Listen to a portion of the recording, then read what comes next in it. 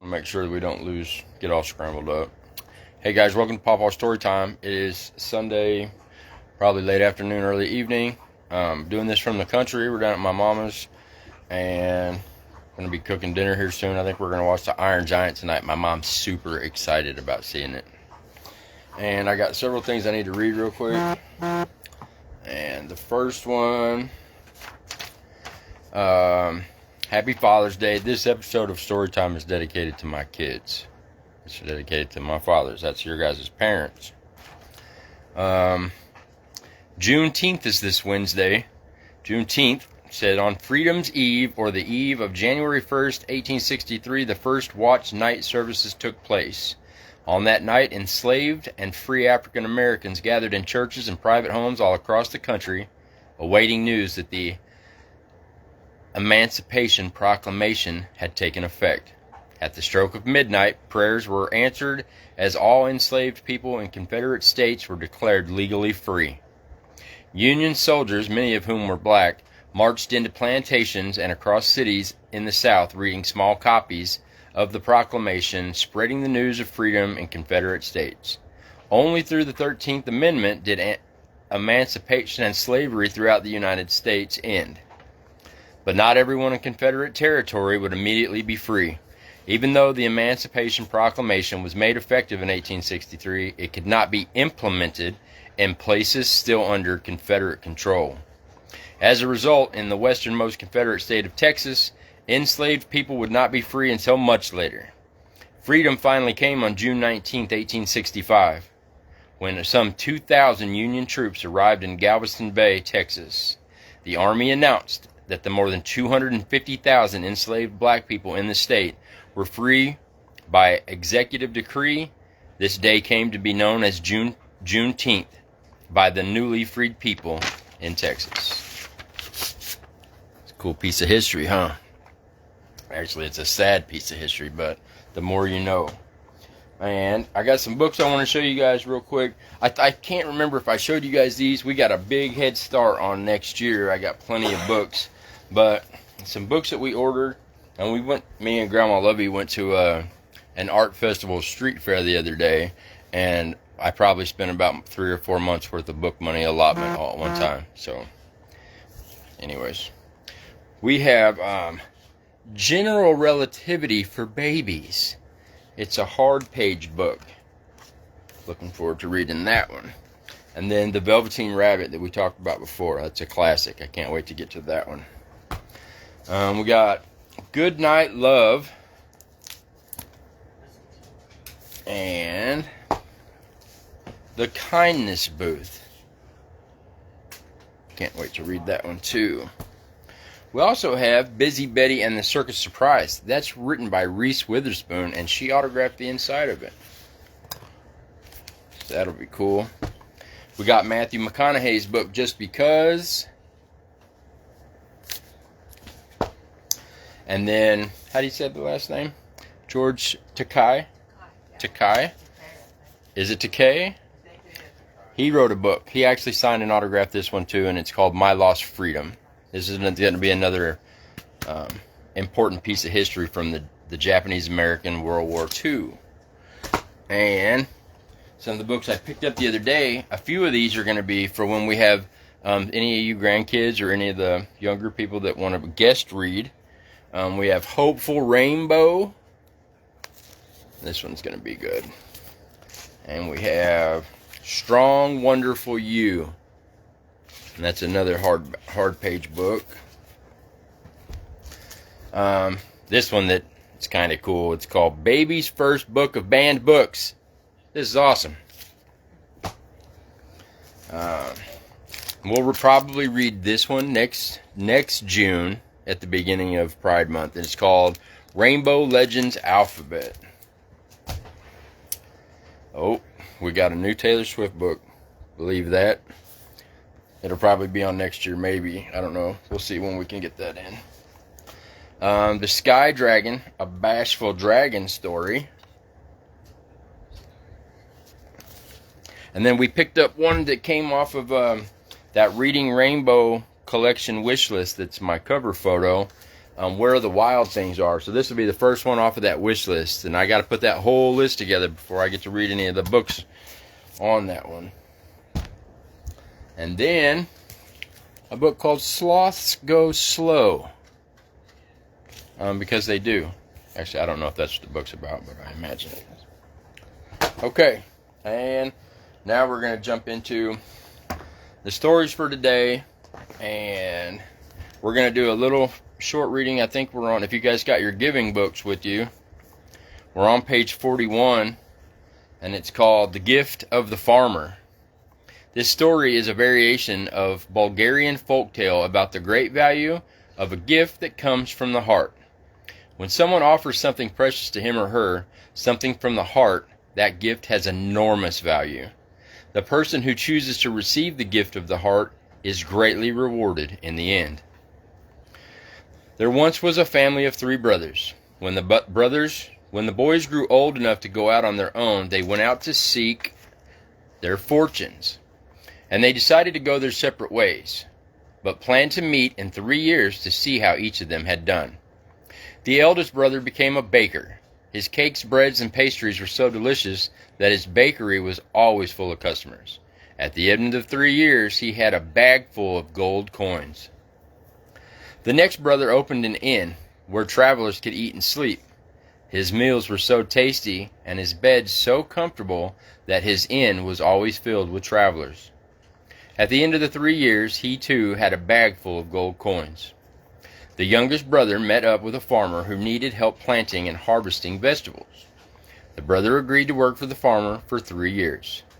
He was a hard worker, and his carrots and beans and potatoes grew so well that the farmer received many gold coins from selling the vegetables at the marketplace. The old farmer took very good care of this brother, making sure he had good meals and a comfortable place to live. At the end of the 3 years, the youngest brother thanked the farmer for his kindness and asked for his payment for all the work that he had done. The farmer brought out 2 bags. One was full of gold coins. He said, "You earned this gold because of all the hard work you did to make this farm so successful. But this gold is just money, and money can bring people many problems. You may want to choose what's in the other bag instead. It's a gift from my heart."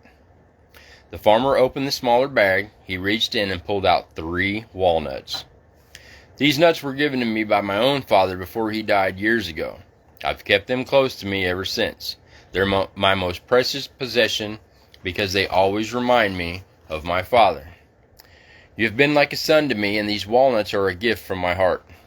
It didn't take the youngest brother long to make his decision. He chose the 3 walnuts instead of the gold coins. He thanked the farmer and set out to meet his older brothers.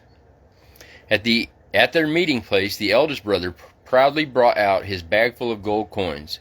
The next brother just as proudly brought out his bag with just as many gold coins. After congratulating each other, they turned to the youngest brother. "And what have you to show for your work these 3 years?" they asked him. The youngest brother showed them the 3 ordinary-looking walnuts. The other boys laughed out loud. "But they were a gift from a farmer's heart," he said. "He offered me a bag full of gold coins, but these walnuts were far more precious than gold to him. Since he was like a father to me, these walnuts are more precious than gold to me." "That's ridiculous," said the older brothers. "You must go back and ask the farmer for the gold." Wondering if they may have been right, the youngest brother started back to find the old farmer. Along the way, he became hungry and thought of the walnuts. They wouldn't be very filling, but they could help a bit. He cracked the first walnut open, and something wondrous happened. A nut grew and grew and grew. Finally, out of it stepped a sturdy horse with a shiny new plow and a cart full of seeds for vegetables and fruit trees. Wide-eyed, the brother wondered what might be in the other walnuts. He started to crack the second one, and something even more wondrous happened. It grew and grew and grew, and out of it rolled a rack of magnificent clothing, a warm coat, and shiny new boots. Excited about what he might find inside the third walnut, he started to crack it. It grew and grew and grew. Out of it came a lovely woman who spoke caringly to him. Wearing his fine clothes, he invited the lovely woman to join him on his new horse. Together they rode down the road to the farm with the cart full of things to plant. The old farmer greeted him with great surprise. When he heard the story, he said, "I always knew the walnuts were precious, but I had no idea why. They were just a gift from the heart." Soon there were wedding plans for the brother and the lovely woman. When his brothers arrived for the wedding, they were amazed. Their younger brother had taught them not to put such high value on gold, for one could easily miss the wondrous things that come from receiving a gift from the heart. It's a good story. Put that one back in the queue, and the main book for today. If you guys read the description, I don't know if you read it, in the body in the description, there's a link. The link will take you to an episode of Mr. Rogers' Neighborhood where he had a special guest on. It was LeVar Burton from Reading Rainbow, and they read this book called The Daddy Book by Ann Morris and photographs by Ken Hyman. And we're going to read this one right now. It's the same one, and if you get a chance, click on that link and go watch that episode. It's a really good one. This is my daddy.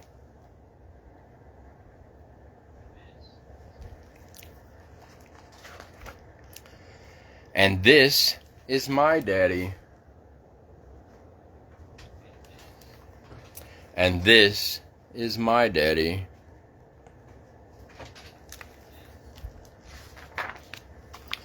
We're all part of a family.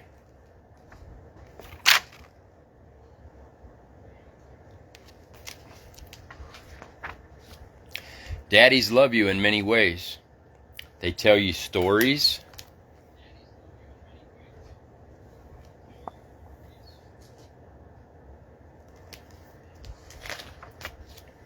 They play songs for you.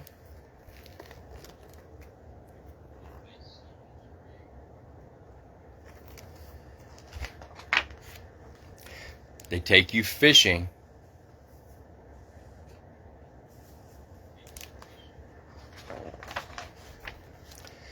And teach you many things: to read, to write,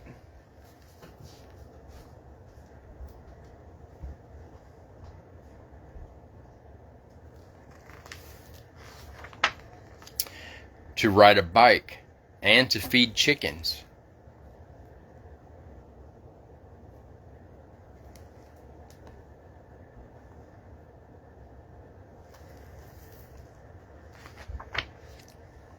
Daddies play with their children.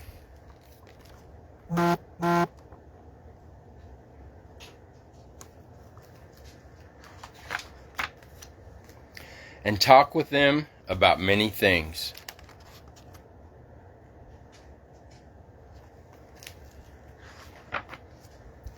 Daddies have daddies too.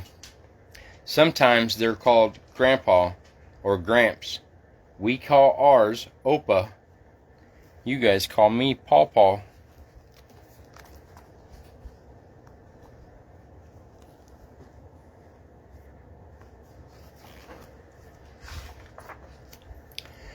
Daddies can help you feel good.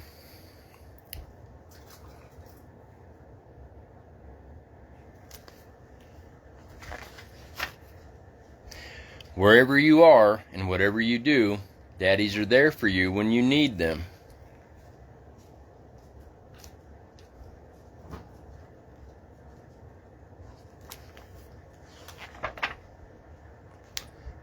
The end. In the back here, there's some descriptions for the photographs. I don't think we have time to read through all these, but that first picture was a father in Mexico who spends most of his time working. He's so happy to have some free time to hold his son. Page 8, which the story or the picture of that whole family that was sitting at the table. Looks like they're playing Trivia Pursuit. It says, "It's Sunday in this Connecticut home, and Dad is happy to be home with his family." And the picture of the dad fishing with his son, it says, "Having a fisherman for a dad means you can have Dad as your fishing teacher." There's a small description next to each one of them. That was a pretty good book. Glad we found that. Set that over here. Our last reading for today is going to come from the Don't Sweat Small Stuff Guides for Dads. Page 35, chapter 11. Suffer with, not from. Modern parents have developed shorthand descriptions for some of the more trying periods in a child's life, from the terrible twos and the awkward preteen years to the rebellious teens and tumultuous 20s. The exchange knowing glances with other parents when our kids act their age in some predictable way. We swap our war stories and talk about surviving their childhood. We use language of this sort to give ourselves a boost when we are frustrated, anxious, or hurting, and that's just fine. We need to be aware, however, that such language can also have the effect of creating a strong sense of them and us. In our attempts to relieve our own suffering on our kids' behalf, we can build a wall of separation. The same delineation that is meant to give us much needed perspective creates instead an adversarial relationship. Our kids themselves become the problems we're trying to fix instead of their struggles and challenges. Let's admit that the last thing any child of any age needs is another adversary. Life comes equipped with more than enough of those, whether at school, on the street, or in the neighborhood.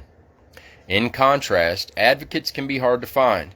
When your children are hurt, confused, or just plain ornery, what they want and need more than anything else is the assurance that there is something standing alongside, caring about what happens, and giving aid and encouragement when possible. Don't suffer from your kids, suffer with them. Have compassion for what they're going through. Growing up is never easy, and sometimes it's dreadful. You were there once, remember how it felt, and all that you did not understand. Your kids may not know enough to thank you now, but if you stick with them through the tough spots of growing up, they'll have the best possible foundation for a good relationship with them both now and later. That was a really good one. For the dads. Okay, real quick, we're going to do a couple of things here I brought with me. I pulled this off the wall so that I could read it to you guys. So I'll be back when the week is new, and I'll bring more ideas for you, and you'll have things you want to do, and I will too. I'll think of you when I'm not here, 'cause thinking of people makes them seem near. The friends who know you love you cheerfully, and I do too. Our card, I didn't write the answer on. I did want to say real quick, I wrote this down. Just kind of, it's for anybody that has kids, but for my kids, for anybody. If you don't want your child to do a thing, maybe don't do that thing in front of them, especially in front of them all the time. And if you do want them to do something, try doing it better and enjoying that thing in front of them. And just watch what happens. See if that works out better for you. Our family talk card, I didn't write my answer down, but this one's pretty easy. It says, which musical instrument would be the coolest to play?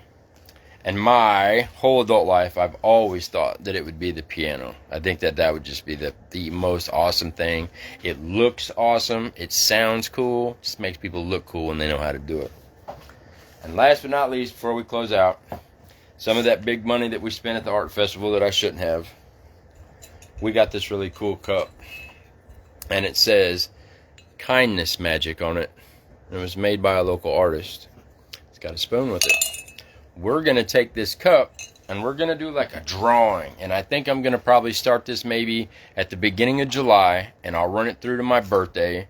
I haven't come up with all the rules yet, so I'm going to kind of add on to it a little bit as we go. But I was thinking about doing things like anyone that adds a gift to the pot gets one entry or one vote or whatever.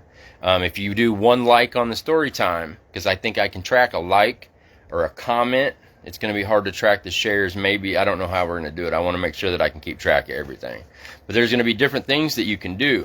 If you get a book from the Reading Rainbow wish list, that's like 10 entries or 10 votes. And then right before my birthday, I'll count up all the votes, and whoever had the most wins all the gifts. And then we'll start with this, and we'll just add to it. yeah, I think that's it. I got another note on here. It says, watch that episode of that Mr. Rogers' Neighborhood that I put that link in the description.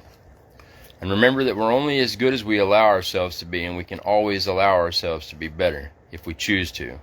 But I think that we're all doing pretty good so far. Remember that our minds, just like our books, work better when they're open.